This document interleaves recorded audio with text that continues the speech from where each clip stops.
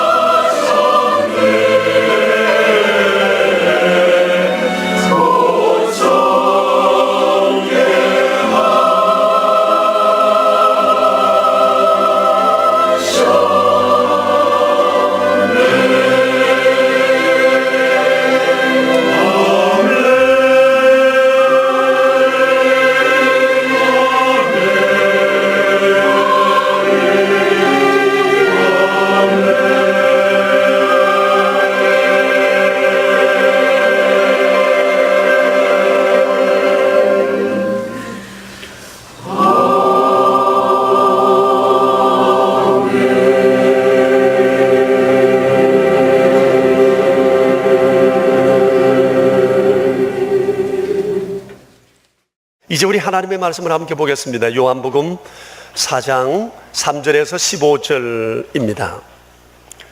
살아계신 하나님의 말씀입니다. 이제 우리 함께 요한복음 4장 3절에서 15절 말씀 같이 받들어 읽겠습니다. 같이 읽으십시다. 유대를 떠나사 다시 갈릴리로 가실새 사마리아를 통과하여야 하겠는지라. 있는 수가라 하는 동네에 이르시니 야곱이 그 아들 요셉에게 준 땅이 가깝고 거기 또 야곱의 우물이 있더라. 예수께서 길 가시다가 피곤하여 우물 곁에 그대로 앉으시니 때가 6시쯤 되었더라. 사마리아 여자 한 사람이 물을 기르러 왔음에 예수께서 물을 좀 달라 하시니 이는 제자들이 먹을 것을 사러 그 동네에 들어갔음이로라. 사마리아 여자가 이르되 당신은 유대인으로서 어찌하여 사마리아 여자인 나에게 물을 달라 하나이까 하니 이는 유대인이 사마리아인과 상종하지 아니함이로라. 예수께서 대답하여 이르시되 내가 만일 하나님의 선물과 또 내게 물 좀 달라 하는 이가 누구인 줄 알았더라면 내가 그에게 구하였을 것이요 그가 생수를 내게 주었으리라. 여자가 이르되 주여 물길을 걸어도 없고 이 우물은 깊은데 어디서 당신이 그 생수를 얻게 사옵나이까. 우리 조상 야곱이 이 우물을 우리에게 주셨고 또 여기서 자기와 자기 아들들과 짐승이 다 마셨는데 당신이 야곱보다 더 크니까. 예수께서 대답하여 이르시되 이 물을 마시는 자마다 다시 목마르려니와 내가 주는 물을 마시는 자는 영원히 목마르지 아니하리니 내가 주는 물은 그 속에서 영생하도록 솟아나는 샘물이 되리라. 여자가 이르되 주여 그런 물을 내게 주사 목마르지도 않고 여기 물 기르러 오지도 않게 하옵소서. 아멘. 지난주에 여러분에게 과제를 하나 드렸는데 저 수행하고 오셨어요? 표정들이 왜 그래요? 전혀 무슨 말인지 모르시겠다는 것처럼. 이러시면 안 됩니다. 정말 모르세요? 제가 말씀해 드려요. 큰 기쁨의 바이러스가 되자 그랬잖아요. 예수 믿은 우리가 우리 주변에 있는 사람들에게 내 안에 있는 예수 믿는 큰 기쁨을 주변 사람들에게 전염하고 오자 그 얘기 했는데 이제 조금 기억나시나 봅니다. 지난 한 주는 벌써 지나가버렸으니까 시간은 또 금주에도 계속됩니다. 여러분 금주에는 한번 실천해 보시면 어떨까요? 한량 없으신 주님의 사랑을 이웃에게 말하는 것은 주님의 큰 기쁨이 될 것이라고 생각하고 하고 싶어서 하는 의지적인 행동일 수도 있지만 저절로 우러나오는 아마 그런 일들이 되면 더 좋지 않을까 하는 생각이 듭니다. 이에 대해서 한 예를 여러분에게 말씀드리려고 합니다. 리 스트로벨이라고 하는 사람이 있습니다. 예일 대학을 졸업하고 미국의 저명한 저널리스트였는데 젊은 나이에 그 분야의 최고의 상을 받았던 사람입니다. 지금은 그분이 기독교의 변정가로 또 저술가로 활동을 하고 계시지만 예수님을 믿기 전 그분은 아주 지독한 반기독 지성인이었고 또 회의론자였습니다. 그가 예수님을 믿게 된 동기가 있었는데 자기 부인 때문이었습니다. 어느 날 그의 부인 레슬리가 자기에게 와서 여보 나 이제 그리스도인이 되었습니다 라고 얘기를 하더랍니다. 아내로부터 그리스도인이 되었다는 얘기를 듣고 이 남편이 깜짝 놀랐습니다. 그리고 이제 예수 믿는 아내로 인해서 자기 집안에 벌어질 최악의 상황을 예상하고 대비했는데 그가 쓴 이 두 권의 책에 그런 얘기들이 나와 있습니다. 이 책에 나온 얘기대로 제가 한번 읽어보겠습니다. 이런 얘기입니다. 내 아내 레슬리가 그리스도인이 되었다는 얘기를 듣자 나는 묘한 기분이 들었다. 이는 마치 고가 상품을 팔기 위해 있지도 않은 사구려 상품으로 미끼를 삼아 손님에게 바가지를 씌우는 그런 상술에 아내가 걸렸던 듯 보였기 때문이다. 지금까지 아내 레슬리는 그냥 재미있고 긍정적이고 때로 모험을 즐기는 단순한 사람이었다. 그런데 이제 아내가 그리스도인이 됨으로 인해 생길 일 때문에 걱정이 태산이다. 혹시나 그녀가 성적 충동을 억제하고 고상한치 않은 여자가 되지는 않을지, 그리고 출세지향적 생활 방식을 바꾸어 철야 기도에만 참석하고 더러운 무료 급식소에서 자원봉사 활동만 하지 않을지 두려워지기 시작했다. 그런데 그런 두려움 대신에 나는 즐거운 비명을 지르게 되었고 오히려 아내의 삶에 대해 매력을 느끼게 되었다. 그것은 바로 그녀의 성격과 성실성 그리고 개인적인 확신에 근본적인 변화가 일어났기 때문이었다. 그래서 아내의 이런 태도에 일어난 미묘하고도 중대한 변화의 원인이 무엇인지 철저하게 조사하고 싶은 마음이 생겼다. 그래서 이 리스트로벨은 자기 아내가 예수님 믿고 일어난 긍정적이고 선한 변화를 예수 사건이라고 사건 이름을 붙이고 가능한 한 개인적인 이해관계와 선입견은 제쳐두고 어떤 사건을 조사하듯 아주 객관적인 조사를 하기 시작을 했습니다. 그래서 이 사람이 저널리스트의 이 끼를 발동을 해서 먼저 예수님과 기독교에 관한 책을 많이 사서 읽었습니다. 그리고 기독교 역사와 세계 역사를 다시 한번 분석하고 고고학을 연구하고 고대 문학을 공부했습니다. 그리고 세계의 기독교와 관계된 유명한 전문인들, 그리고 반기독교에 서 있는 또 다른 사람들을 만나 이야기를 나누고 인터뷰를 통해 다양한 질문을 계속했습니다. 난생 처음 성경을 보고 예수님과 관련된 성경 구절을 하나하나 풀면서 성경을 공부하기 시작을 했습니다. 그 기간이 무려 2년이 걸렸습니다. 그 결과 이 명석한 저널리스트가 깨닫게 된 것이 하나 있었는데, 예수님은 하나님이시요 구주시요 역사 그 자체라는 사실을 연구 결과, 사건 조사 결과 확신하게 되었습니다. 더 이상 주님을 부인할 수가 없었습니다. 그래서 그가 예수님을 영접하게 됐는데, 한 위대한 그리스도인이 그렇게 탄생되게 되었던 겁니다. 여러분, 이를 통해 우리가 분명히 알 수 있는 것이 하나 있는데, 그것은 그리스도인이 그리스도를 믿으면서 생기는 기쁨은 반드시 내 가까운 사람들로부터 전염되어 간다고 하는 겁니다. 이후 이 사람은 자기가 2년 동안 예수 사건을 조사하면서 경험하게 된 수많은 책과 사람들의 얘기를 참고로 해서 2권의 책을 내게 됐습니다. 너무나 훌륭한 책입니다. 제가 이 책을 읽어봤는데, 이 책을 읽어보면 회의론자들이 변화를 받습니다. 믿음이 약한 자들이 깊은 믿음, 확신 있는 믿음으로 들어가게 될 것입니다. 제가 이 책을 우모화 책꽂이에 둘 테니까 여러분 가셔서 시간 되시는 대로 한번 읽어봤으면 좋겠습니다.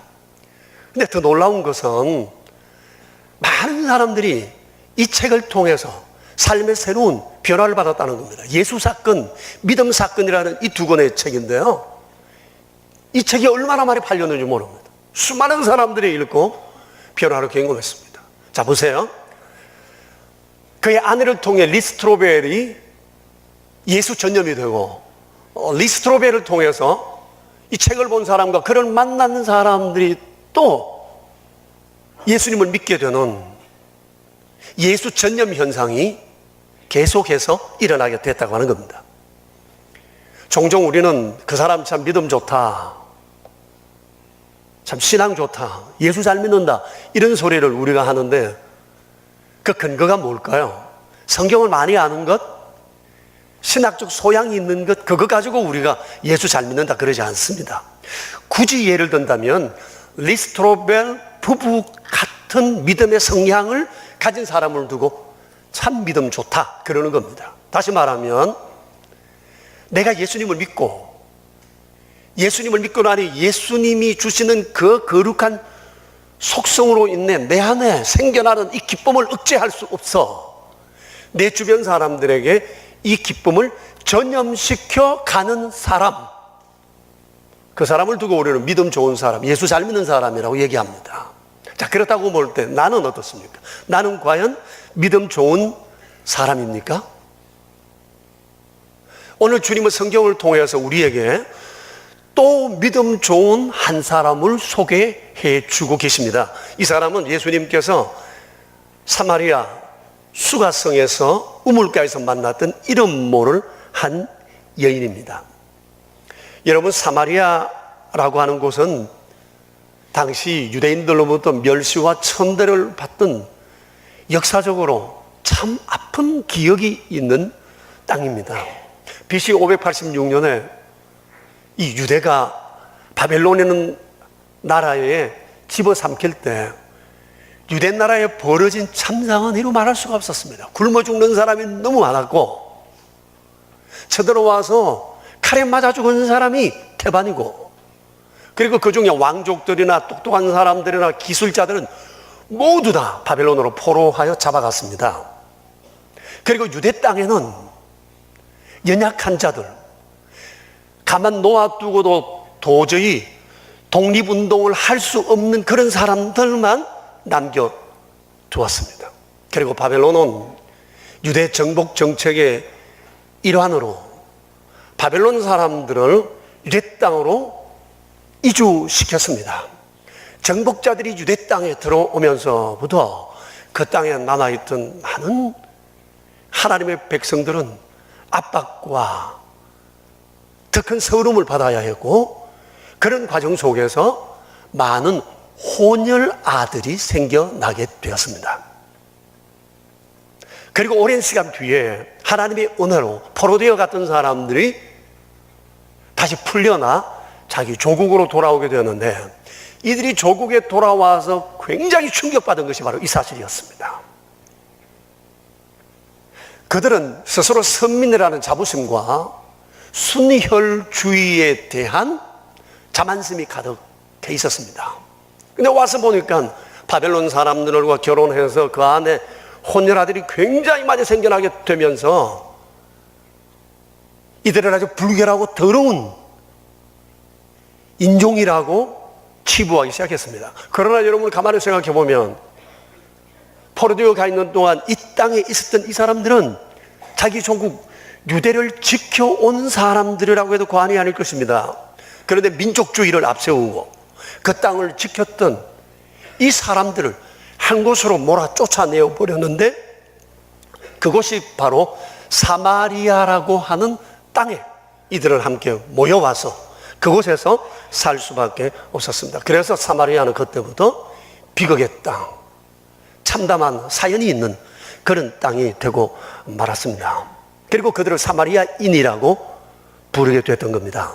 이로 인해서 유대인들과 사마리아인들 사이에는 뿌리는 같은데 서로 통행하지 않는, 교통이 끊어져 버린 원수 같은 그런 관계가 되었습니다. 그래서 유대나 갈릴리에 있는 사람들이 이로 통행할 때 근거리로 갈 수 있는 이 사마리아 땅을 내버려 놓고 그들은 항상 우회해서 돌아갔습니다. 더러운 땅을, 티끌을 내 발에 묻힐 수 없다라고 하는 겁니다. 그런 반면에 사마리아 사람들도 유대 땅을 침범하거나 갈 수도, 그들을 만나 상종할 수도 없는 그런 상황이 되었습니다. 그러니까 그들은 그들의 계토 안에 머물러 있으면서 외부와 관계가 차단된 그런 어려운 생활을 하게 되었던 겁니다. 사마리아 땅, 참으로 아픈 역사 얘기가 있는 곳입니다. 이로 인해서 사마리아에 살고 있던 많은 사람들이 열등감에 젖어 있었습니다. 삶의 의욕을 잃고 자포자기 하는 사람들도 꽤 많았습니다. 자, 이렇게 좌절감에 묻혀있던 그곳을 예수님께서 오늘 방문하신 겁니다. 성경을 보면 예수님께서는 굉장히 의도성을 가지고 반드시 사마리아로 가겠다는 마음으로 이 땅에 오셨습니다. 그리고 시간이 정오가 되어서 예수님은 쉬실 겸 마치 우물이 있어 그곳에 잠깐 자리에 앉게 되었습니다. 그동안 제자들은 음식을 구하러 동네에 들어갔는데 마침 물기르러 한 여인이 나오게 되었습니다. 그런데 이 여인은 참 기구한 운명을 가진 여인이었습니다. 사마리아인이라는 것 자체가 그렇습니다. 이런 절망적인 땅에 살면서 더 절망적인 삶을 사는 여인이었어요. 이 여인은 무려 결혼을 6번이나 했던 사람입니다. 그러니까 무시받는 사마리아 사람들로부터 또 무시당하는 그 땅 가운데서도 가장 절망적인 처지에 처한 사람이라고 말할 수가 있습니다. 사마리아 사람들이 이 여인을 보는 눈이 곱지 않았으리라고 생각을 해요. 그런데 여러분 한번 생각해 보세요. 누가 결혼을 6번이나 하고 싶어 하겠어요? 이 여인이 결혼을 6번 했다고 하는 것은 행실이 나빠서가 아니었을 것입니다. 누구나 행복해지고 싶은 자유가 있습니다. 누구나 잘 살고 싶은 욕망이 다 있습니다. 편안한 가정을 누리고 싶은 마음이 누구에게나 있습니다. 여인이라면 더더욱 그럴 것입니다. 이 여인도 그렇게 살고 싶었는데, 그렇게 살고 싶은 남자들을 만났는데, 이 남자를 만나니 또 안 돼요. 또 어려워요. 그래서 또 새롭게 결혼하고 결혼하다 보니까 6번이나 하게 되었던 것입니다.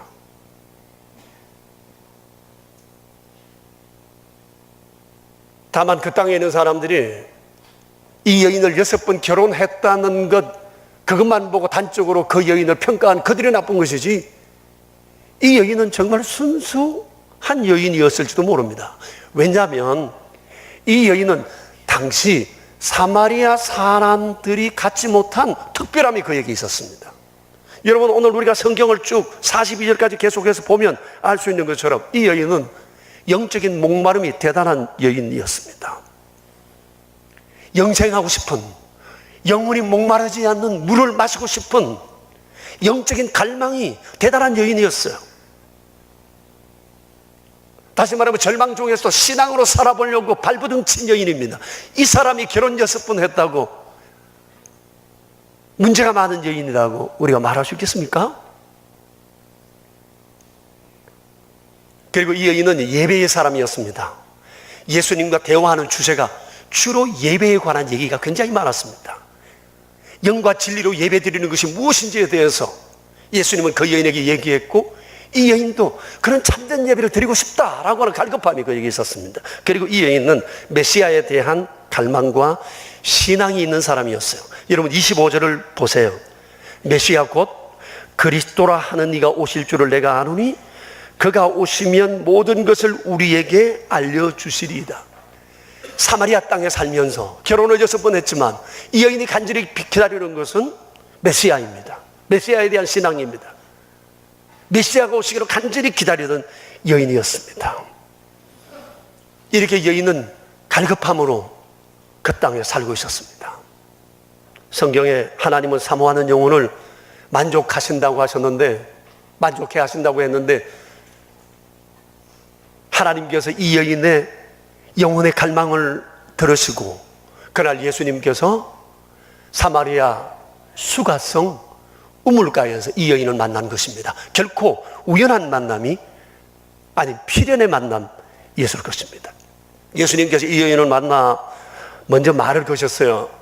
내게 물 좀 달라. 주님의 이 얘기를 들었던 이 여인이 주님 앞에 정색하면 깜짝 놀라 이 얘기를 합니다. 당신은 유대인으로서 어찌하여 사마리아 여자인 내게 물을 달라 하십니까? 유대인과 사마리아인들은 상종하지 않는 그런 터이기 때문에 당연한 질문이라고 생각합니다. 그러자 예수님께서 다시 말씀하셨습니다. 내가 만일 하나님의 선물과 또 내게 물 좀 달라 하는 이가 누군 줄 알았더라면 내가 그에게 물을 달라 했을 것이다. 이 물을 먹는 사람은 다시 목마르지만 내가 주는 물을 먹는 사람은 영원히 목마르지 아니하리라. 주여, 목마르지 않는 그 물을 내가 원하나이다. 내게 주십시오. 이렇게 그 여인과 예수님은 한참 동안을 그 우물가에서 영생과 목마르지 않는 신앙과 예배와 메시아에 대한 것을 주제로 가지고 한참을 얘기하게 되었던 것입니다. 그런데 여러분, 놀라운 것은 이 여인이 예수님과 대화하는 중에 예수님에 대한 인식이 점점 변화되고 있다는 얘기입니다. 9절과 19절과 29절을 보세요. 처음에 그 여인은 예수님을 보시고 예수님을 한낱 유대 남자로 보았습니다. 그러다가 예수님께서 자기가 말하지도 않았던 내 남편이 6이라는 얘기를 예수님이 하자 이 여인이 깜짝 놀라면서 하는 말이 뭐죠? 당신은 선지자이십니다. 예배에 관한 얘기를 하다가 메시아에 대한 얘기가 나오면서 이 여인이 깨닫게 된 것은 뭐죠? 당신은 바로 메시아 그리스도이십니다 라고 하는 믿음을 갖게 된 겁니다. 이렇게 주님과 대화하는 중에 이 여인은 그리스도인이 되었습니다. 그날 우물가에서 왕초보 그리스도인이 태어나게 된 것입니다. 자, 그런데 여러분, 왕초보는 왕초보인데 왕초보 그리스도인의 행동을 우리가 유념해서 볼 필요가 있습니다. 보세요. 이 여인이 예수님을 믿는 순간 그에게 일어난 첫 번째 변화가 뭐죠? 물동이를 버려두고 동네에 뛰어 들어갔다라고 하는 겁니다. 물동이를 버려두고 동네에 들어갔다. 이거 기가 막힌 얘기가 아닐 수 없습니다. 이 여인은 지금 물을 가지러 우물가에 나왔습니다. 여러분, 중동 지역의 낮 12시 같으면 사람들이 모든 활동을 쉬고 오침하는 그런 시간입니다. 그런데 이 여인이 이 점심시간에 물을 뜨러 왔다는 것은 이 자는 될 수 있는 대로 자기의 행동을 사람들에게 드러내 보이고 싶지 않는, 자기의 여러 행동에 대해서 절대 구설에 떠올리고 싶지 않는 지극히 조심성이 있는 여인이었다고 하는 것입니다. 그런데 이 여인이 예수님을 만나 예수님이 그리스도라는 사실을 알게 되면서 그 순간 이 여인은 앞뒤를 가리지 않게 된 겁니다. 물동이를 버려두고 동네에 들어가서 동네 사람들에게 그가 뭐라고 그랬죠? 29절을 보세요. 내가 행한 모든 일을 내게 말한 사람을 와서 보라. 그가 그리스도가 아니냐라고 얘기를 했습니다. 여러분, 여인으로서 이게 부끄러운 얘기 아닙니까? 자기가 이렇게 살아온 삶의 얘기를 예수님이 다 알고 얘기하시더라. 그래서 이분은 그리스도가 틀림없다, 이 얘기를 동네 사람들에게 와서 아무렇지도 않게 얘기한다고 하는 것은 진리를 발견하는 사람들에게 생겨난 공통적 특징입니다. 예수님을 알고 나니까 부끄러움이 부끄러움으로 여겨지질 않았습니다. 지난주에 우리가 봤죠. 예수님 성천하고 난 다음에 제자들에게 있었던 첫 번째 반응이 뭐죠? 큰 기쁨이었습니다. 진리를 통해 예수님이 누구신지 알게 되자 이들은 큰 기쁨으로 예루살렘 성에 들어갔고 성전에 널리서 주님을 찬양했다고 그랬습니다. 진리를 발견하면 부끄러움이 극복됩니다. 창피스러움이 극복됩니다. 두려움이 극복되어 담대함을 얻게 되는 겁니다. 그래서 또 놀라운 변화가 있었는데 여인의 얘기를 들은 동네 사람들의 반응입니다. 39절을 보시면 그런 얘기가 납니다. 여러분, 9절, 19절, 29절, 39절 말씀이 전체 이 본문을 이해하는 데 매우 중요한 구절입니다. 자, 39절을 보면 이 동네 사람들은 아직까지 예수님을 만나지 않았지만 여인의 얘기만 듣고도 믿음이 생겼습니다. 참으로 놀라운 일이 아닐 수가 없어요. 그들은 예수님께 와서 얘기합니다. 주님, 우리 동네 이틀만 머물다 가실 수 없습니까? 그때 예수님께서 그들의 청을 허락하시고 이틀을 그 동네에 머무셨습니다. 여러분, 이틀 동안 머무시면서 주께서 뭘 하셨겠습니까? 이 여인이 우물가에서 주님께 질문했던 것처럼 사마리아 수많은 사람들이 예수님 앞에 진리에 대해서 많은 질문을 했을 겁니다. 리스트로벨이 전문가를 찾아 만나 온갖 인터뷰를 했던 것처럼 이들도 그랬을 것이고, 주님께서도 전혀 가감 없이 그들에게 진리에 대해서 말씀해 주셨을 것입니다. 이로써 그날 예수 믿는 사람이 사마리아 수가성에서 더 많아졌다 그랬습니다. 사마리아 수가성에 집단 개종이 이루어지고 그 마을은 기독교 마을이 되었으리라고 생각을 합니다. 이 사람들이 42절을 보면 예수님께 그 여인에게 이렇게 얘기를 합니다. 42절 보세요. 이제 우리가 믿는 것은 내 말로 인함이 아니니 이는 우리가 친히 듣고 그가 참으로 세상의 구주신 줄 알기 때문이다 그랬습니다. 자, 여러분, 이 그들의 고백 속에 얼마나 그들이 예수님으로 인해서 기뻐하는가, 정말 행복해하는 그들의 모습이 여러분 상상되지 않습니까? 사마리아 수가성 사람들에겐 그날로 새로운 삶이 시작됐습니다. 아직까지 유대인들도 경험하지 못한 메시아로 인한 행복한 삶이 그들 안에 일어나게 되었습니다. 이제 열등감이 사라집니다. 그들 속에 새로운 자부심이 있습니다. 메시아가 우리 동네를 방문하고 우리와 함께 마주 앉아 진리에 대해서 말씀하셨다는 이 한 가지 사실로 그들은 자기들을 이제 새롭게 보기 시작합니다. 사마리아 땅을 새롭게 보기 시작합니다. 자신들의 미래에 대해서도 새롭게 보기 시작합니다. 그들의 삶은 그리스도로 말미암아 새롭게 시작되고 행복 시작, 절망 끝의 인생을 살게 되었던 것입니다. 여러분, 그리스도를 알면 인생이 달라집니다. 나를 보는 시각이 달라집니다. 세상을 보는 시각도 달라집니다.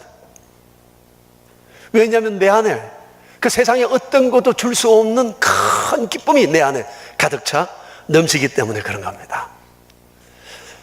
여러분, 박종구 집사님을 위해서 참 기도 많이 해주셨는데 박종구 집사님 건강이 지금 좀 많이 악화됐어요.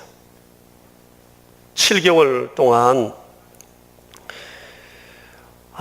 설암이 와서 설암 수술을 들어갔는데 이 안이 전부 다 암, 식도, 그 다음에 호흡하는 그 기도, 그리고 그 여기 있는 수많은 림프에 다 전이가 됐습니다. 그러면 끝날 줄 알았는데 다시 인후 쪽에 또 되었습니다. 수술하는 날 가봤는데 온몸이 비투성. 이렇게 어려운 수술을 2번 하고 항암을 수십 차례 하고 방사선을 수십 차례 했는데 여전히 암이 몸 여러 부위에 침투해 있습니다. 소스라치는 아픔이 24시간 계속 접니다. 고통이 멈추지를 않습니다. 너무너무 힘든 아픔, 잠을 이룰 수가 없습니다. 자, 근데 박 집사님이 얘기합니다. 목사님, 내 나이 47살 47년을 살아오면서 지금처럼 주님과 친밀해진 시간이 없었습니다. 지금 내 몸의 고통은 이루 말할 수 없이 크지만 나는 지금 내 인생의 가장 행복한 시간을 보내고 있습니다. 천국에 계신 주님이 뵙고 싶고 부르시길 기다리고 있습니다. 모든 준비는 되어 있습니다. 근데 제가 이 얘기를 들으니까 마음이 너무 찡했어요. 한편으로는 박 집사가 너무 이뻤어요. 엄청난 고통 속에서도 원망하거나 불평하지 않고 하나님께 감사하고 주님으로 인해서 너무 행복하고 주님과 더 깊은 교통의 관계로 들어가고 있다니, 우리는 우리 소원이 성취돼야 비로소 행복하다고 얘기를 하는데 이 사람은 잠을 못 드는 고통 속에서 행복하다는 고백을 하니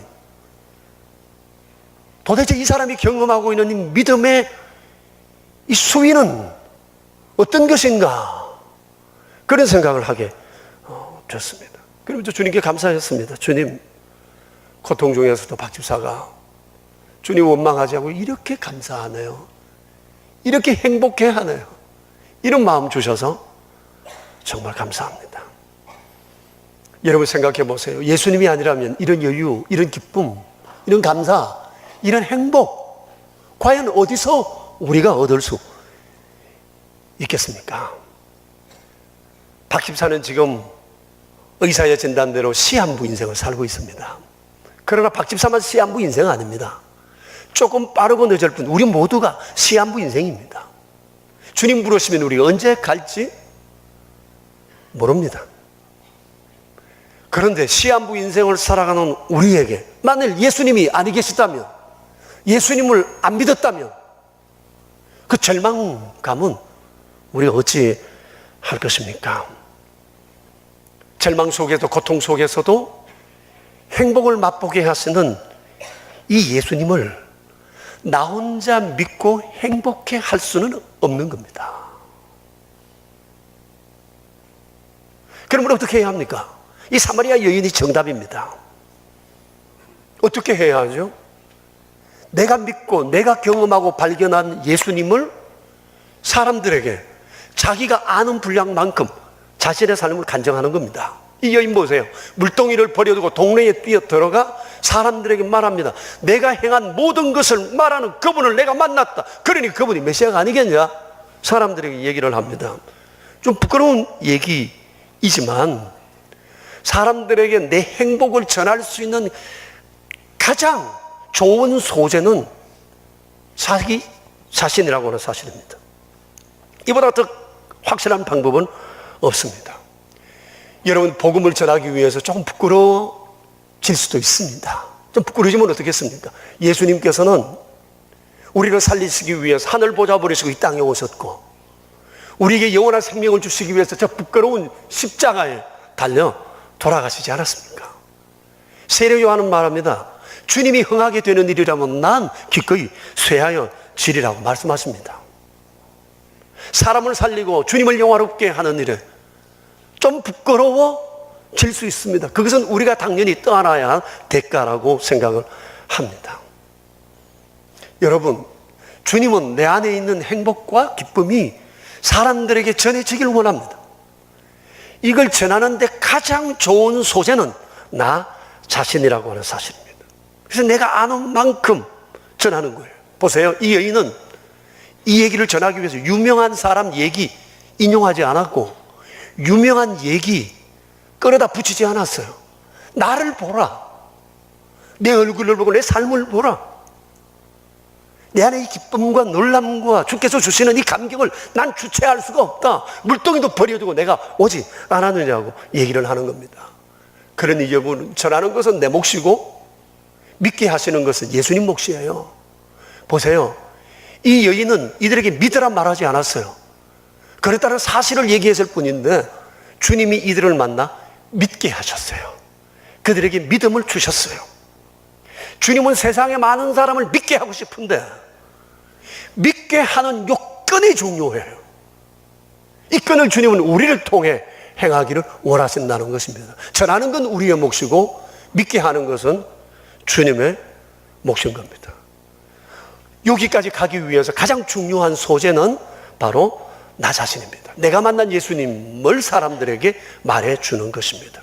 오래전에 우리 교회 어느 형제 한 분이 중환병으로 큰 어려움을 당했어요. 이 병원 저 병원 가도 진단은 동일합니다. 치료가 불가능하다는 얘기였습니다. 자식들은 어리고 사업은 이제 한참 커가는데 이런 어려움을 만나서니 이 절망을 어찌합니까? 그래서 마지막으로 지인이 있는 서울 원자력 병원에 가서 수술이라도 한번 받아보겠다고 생각을 하고 원자력 병원에 입원을 했습니다. 그 얘기를 듣고 교우들과 함께 신방을 갔는데 형제가 병실에 없는 거예요. 한참 기다리니까 병실로 돌아오는데 보니까 얼굴이 아주 편안해 보입니다. 그래서 물었습니다. 어디 다녀왔냐? 그랬더만 암병동 안에 있는 다른 암 환자 병실에 가서 전도하고 오는 길이래요. 이 사람이 생각을 합니다. 내가 이렇게 병실에 누워서 죽음을 기다리기보다 내 안에 있는 이 소망을 다른 사람들에게 말해줘야 되겠다. 이 생각이 그가 들었어요. 아마 가서 그랬겠죠. 우리 다 똑같은 처지인데 나는 지금 가도 아무 두려움 없다. 난 지금 갈 준비 다 돼 있다. 당신은 그러냐?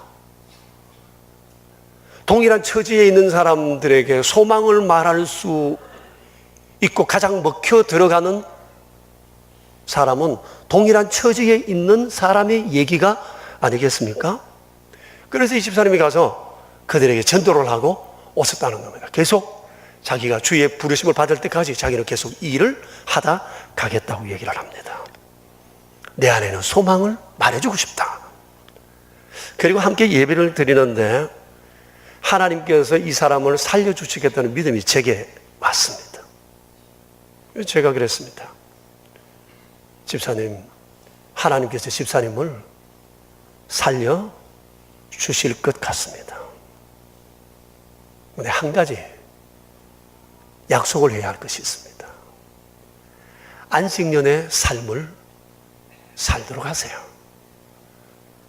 안식년이 여러분 어떤 거죠? 우리가 아는 것처럼 6일 일상생활 지나고 7일째 되는 날 우리는 하나님을 예배하는 날로 안식일로 지킵니다. 지금은 첫날로 주일로 되었지만 안식년도 마찬가지입니다. 6년 삶을 열심히 일하고 7년째 되는 날은 땅이고 과수원이고 다 놀립니다. 그래서 그 일어나는 소득은 자기 것이만 자기는 하나도 못 가져갑니다.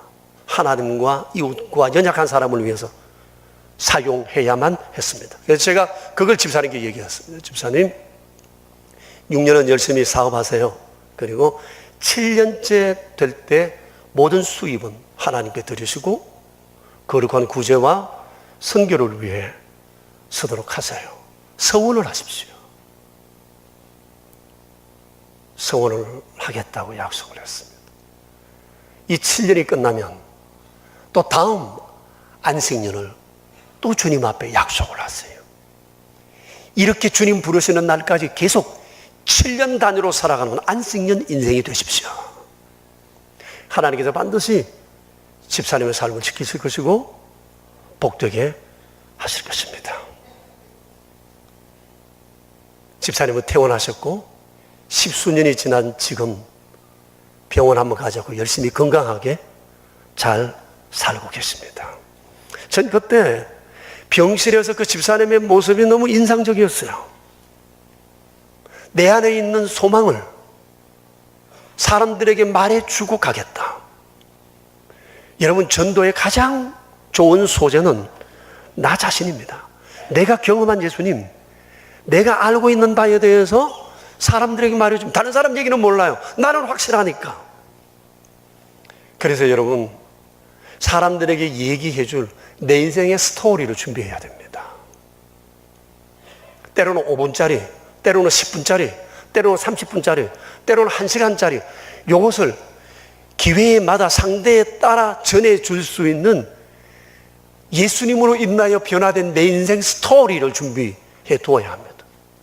언제든지 소망에 관한 이유를 묻는 자들에게 이 사실을 말해줄 수 있어야 하는 것입니다. 아마 이 얘기가 없는 사람은 아무도 없을 것입니다. 사마리아 수가성의 우물가의 여인, 이 왕초보가 사마리아 수가성의 복음화를 위해 이렇게 서여질 줄 누가 알았습니까? 만일 이 여인이 물바다 가면서 자기 혼자 좋아 죽겠다 그랬으면 사마리아 수가성은 어떻게 됐을까요? 주님을 만난 이 거룩한 감격을, 내 안에 멈출 수가 없는 이 기쁨을 사람들에게 가서 전해줌으로 인해 사마리아 성은 놀라운 변화가 일어나게 됐던 것입니다. 행복의 시작 예수 그리스도. 우리 다 함께 외쳐볼까요? 행복의 시작 예수 그리스도. 이제 나누어서 합시다. 내가 앞부분 할게요. 행복의 시작 예수 그리스도. 옆 사람과 함께 얘기를 나누어 주세요.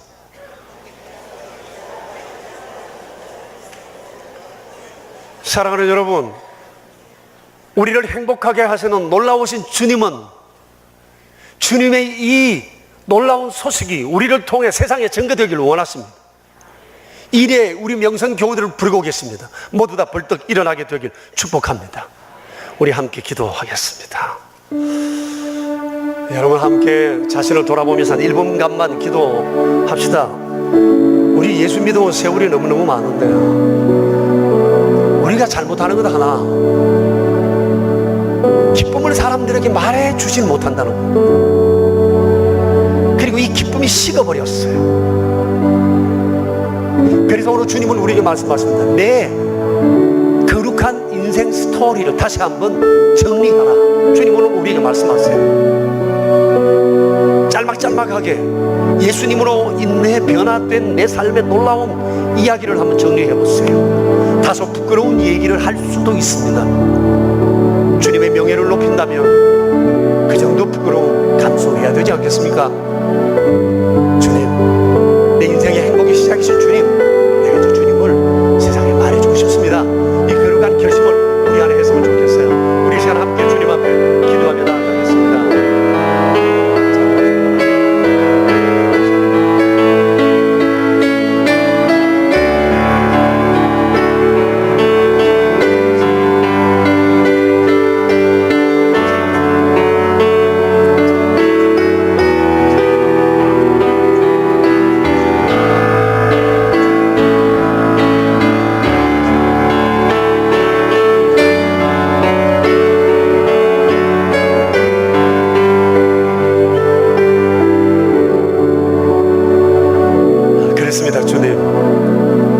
우리는 어디 가서 좋은 맛집만 봐도 가만히 있지를 못합니다.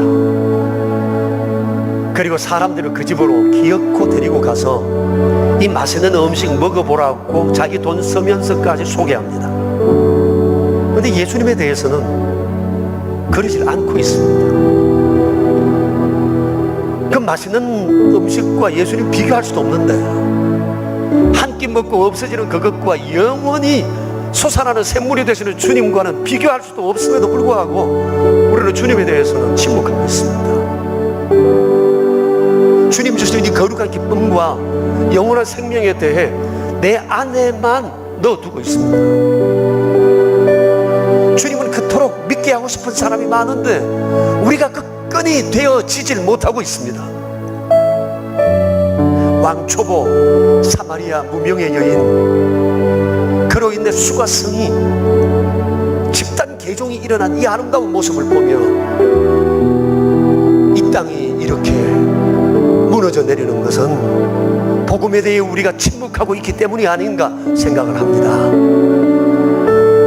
말이 부끄럽습니다만 주님, 이제부터라도 주께서 내 안에 주신 이 거룩한 기쁨과 행복의 사건을 다시 한번 정리하며 내 인생 스토리를 만들며 이것을 우리의 이웃에 전하는 자 되길 원합니다. 주님, 우리 명설의 가족들이 주님을 기쁘시게 해드릴 수 있도록 저의 마음을 주장해 주시옵소서. 주 예수 그리스도 이름으로 기도합니다. 아멘.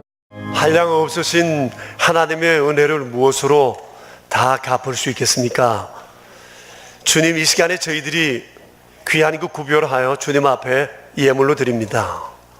우리는 돈을 좋아하고 돈 귀한 줄 잘 알고 있지만 주께서 저희들에게 행하신 이 놀라운 일들은 어떤 재물로도 결코 비교할 수 없는 것이기에 그 감사함을 예물로 주님 앞에 마음을 드리고 또 예물을 통해 죽어가는 사람들을 살리는 아름다운 제물이 되기를 원하며 이 시간 주님 앞에 헌금을 드렸습니다. 주님, 한 달 동안 주께서 베풀어 주신 그 크신 은총, 또 주신 모든 물질 주의 것인 줄을 알고 11조 예물로 구별하여 드린 귀한 손길들이 있으니 주께서 말씀하신 것처럼 그 창고가 가득히 차고 넘치며 황충을 금하여 주시고 계획하는 일들이 사전에 떨어지는 일이 없도록 말씀대로 지켜 보호해 주시길 원합니다. 감사 예물을 드린 손길들에게 은혜 베푸소서. 감사할 만한 일들이 그 삶 속에 차고 넘치는 은혜가 있게 해주시고 주정 헌금과 오른손 헌금과 완달러 선교 헌금과 사랑의 식탁과 장학 헌금을 드리며 또 다른 이웃을 긍휼히 여기는 이 거룩한 마음을 복되게 하소서. 긍휼히 여기는 자에게 주시는 긍휼의 복이 삶 가운데 넘쳐나게 하여 주시옵소서.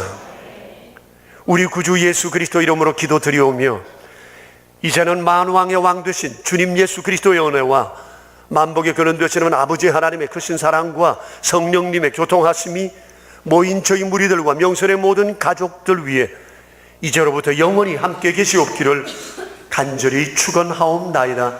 아멘.